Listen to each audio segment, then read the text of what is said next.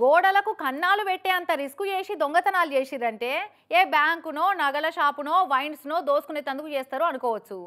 కానీ గా ఒంగోలు పట్నంలో ఒక గోడకు కన్నం పెట్టిన దొంగోడు ఏమెత్తుకపోయేందుకు టార్గెట్ చేసిండో చూస్తే అవ్వా వీడెక్కడ తెలివి తక్కువ దొంగోడమ్మా అని పరిశాన్ అవుడు పక్క.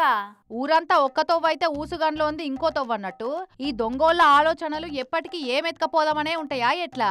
ఇగో ప్రకాశం జిల్లా ఒంగోలు పట్నంలో ఉన్న జిల్లా పరిషత్ మీటింగ్ హాల్ ఇది. ఈ బిల్డింగ్ వెనక సందులా గోడకే కన్నమేసిండు దొంగోడు.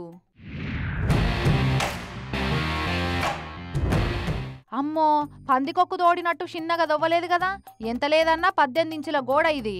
ఇంతమందం గోడకు ఎంత పెద్ద బొక్క పెట్టిండంటే ఏదో పెద్ద స్కెచ్ చేసిండనే అనిపిస్తుంది.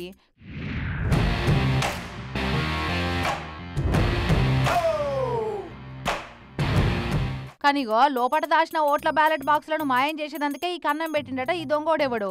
ఇదివరకేమన్నా ఎత్తుకపోయిండో లేదో గానీ బ్యాలెట్ బాక్సులను గుర్తుపట్టద్దని దిష్టి బొమ్మలకు బట్టలు దొడిగినట్టు వాటికి బియ్యం సంచులు దొడిగి చెత్త రిక్షాలు పెట్టి కొంటపోదామని చూస్తుంటే అక్కడి లోకల్ పబ్లిక్ కనిపెట్టి దొంగ దొంగ అని కీకలు పెట్టగానే ఇడిచిపెట్టి అవతల పడ్డాడట.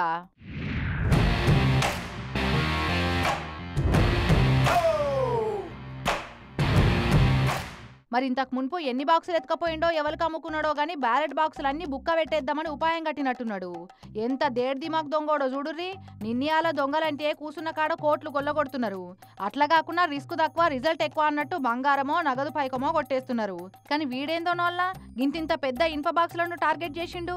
వీటిని ఎవడు కొంటాడు, కొని కనబడకుంటే ఎట్లా పోతం పెడతాడు, ఎంత లాభం వస్తుంది? ఇక వాడెవడో దొరకబట్టే పనులే పడ్డారట ఒంగోలు పోలీసోళ్ళు.